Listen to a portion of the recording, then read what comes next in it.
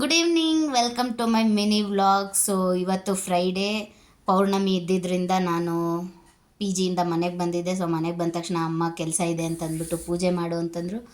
So ದೇವ್ರ ದೀಪ ಹಚ್ಚಿ, ಹೊರ್ಗಡೆನೂ ದೀಪ ಹಚ್ಚಿ, ಆಮೇಲೆ ಇವತ್ತು ಶ್ರೇಷ್ಠ ಅಂತಂದ್ಬಿಟ್ಟು ಬೆಟ್ಟದ ನೆಲ್ಲಿಕಾಯಿಗೆ ತುಪ್ಪದ ದೀಪವನ್ನು ಹಚ್ಚಿ ಅದನ್ನು ಕೂಡ ಪೂಜೆ ಮಾಡಿದ್ವಿ. ಆಮೇಲೆ ದೇವಸ್ಥಾನಕ್ಕೆ ಹೋಗಬೇಕು, ದೇವಸ್ಥಾನದಲ್ಲಿ ದೀಪ ಹಚ್ಚಬೇಕು ಅಂತ ದೇವಸ್ಥಾನಕ್ಕೆ ಹೋದೆ. ಅಮ್ಮ ಬ್ಯುಸಿ ಇದ್ದರು, ಅದನ್ನು ಅವ್ರು ಮಾಡಲಿಲ್ಲ. ಅವ್ರು ನನ್ನನ್ನೇ ಕಳಿಸಿದ್ರು, ಹೇಗೆ ಏನು ಅಂತ ಎಲ್ಲ ಹೇಳಿದರು. ಸೊ ಅದೇ ಥರ ನಾನು ಹೋಗಿ ದೀಪನೆಲ್ಲ ರೆಡಿ ಮಾಡಿಕೊಂಡು ತುಪ್ಪದ ದೀಪನ ಅಲ್ಲೂ ದೇವಸ್ಥಾನದಲ್ಲಿ ಹಚ್ಚಿ ಬಂದೆ.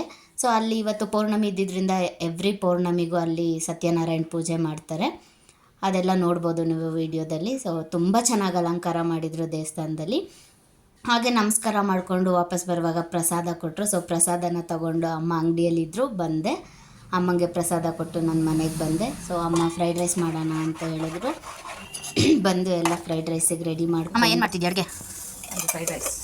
ಫ್ರೈಡ್ ರೈಸ್ ಒಂದು ಸೈಡ್ ಅನ್ನ ಆಗ್ತಾ ಇದೆ, ಇನ್ನೊಂದು ಸೈಡ್ ಒಗ್ಗರಣೆಗೆ ಇರ್ತಾ ಇದ್ದಾರೆ. Mother India rice ready. ಏನು ಫ್ರೈಡ್ ರೈಸ್ ರೆಡಿ. ವಿಡಿಯೋನ ತಪ್ಪದೆ ಲೈಕ್ ಮಾಡಿ, ಶೇರ್ ಮಾಡಿ, ಸಬ್ಸ್ಕ್ರೈಬ್ ಮಾಡಿ. Thank you.